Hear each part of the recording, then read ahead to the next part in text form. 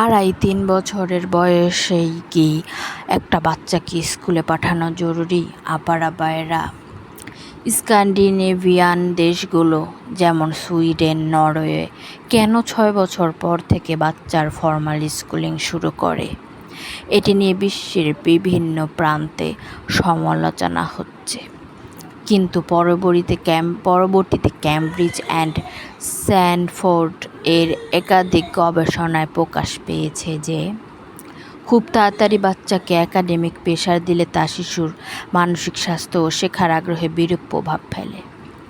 সুন্দর ভবিষ্যতের জন্য বাচ্চাকে তো অবশ্যই স্কুলে দিতে হবে, কিন্তু বাচ্চাকে স্কুলে ভর্তি করানোর আগে কিছু বিষয়ে স্বচ্ছ ধারণা থাকা দরকার। আপারা ভাইরা, আপনার বাচ্চাকে কত বছর বয়সে আপনি স্কুলে দিবেন এটি নির্ভর করে তার মানসিক, শারীরিক ও সামাজিক প্রস্তুতির উপর।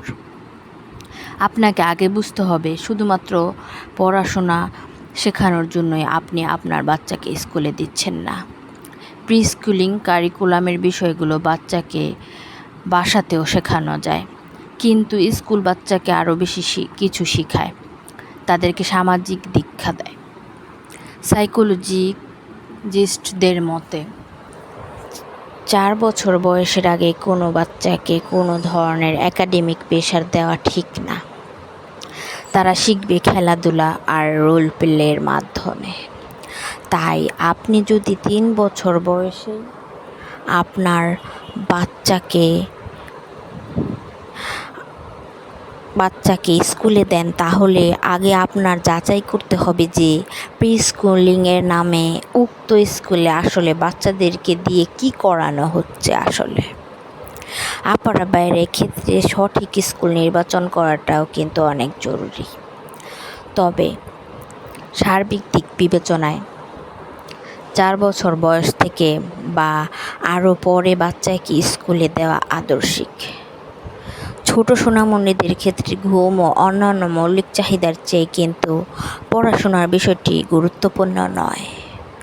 শিফটিং ভিত্তিক কিছু স্কুল আছে যারা কাকা ডাকা প্রহর থেকে বাচ্চাদের একাডেমিক কার্যক্রম শুরু করে দেয়।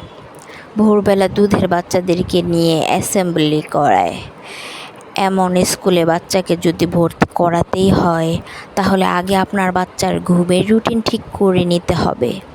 পর্যাপ্ত ঘুম না হলে সকালবেলা কখনোই সে ভালো মন দিয়ে স্কুলে যেতে পারবে না। আবার অনেকেই তো ওয়াশরুম অ্যাক্টিভিটি না শিখেই বাচ্চাকে স্কুলে ভর্তি করিয়ে দেন। একবার ভাবুন তো, এমন একটা বাচ্চা স্কুলে গিয়ে প্রকৃতির ডাকে সাড়া দিতে গিয়ে কত বেশি চ্যালেঞ্জ ফেস করবে। যাই হোক, নিজের সন্তানকে নিয়ে সবারই ভিন্ন ভিন্ন পরিকল্পনা থাকে। প্রত্যেকেরই নিজের সন্তানের মঙ্গল চায়।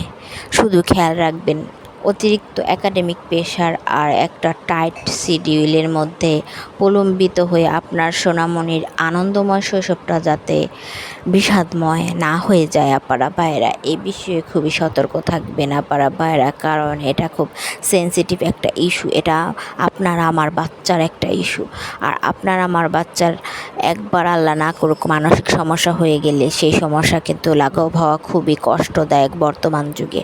তো একটু কেয়ারফুলি সব কিছু দেখে নেবেন আপারা ভাইয়েরা। আপনাদের কাছে আমার একটা বিনীত অনুরোধ রইল, আর আমার ভিডিওটা ভালো লাগলে অবশ্যই লাইক করবেন, চ্যানেলটা সাবস্ক্রাইব করবেন, আর আমার পেজটা ফলো করবেন। আপারা ভাইয়েরা সবাই পাশেই থাকবেন। আল্লাহ হাফেজ, আসসালামু আলাইকুম।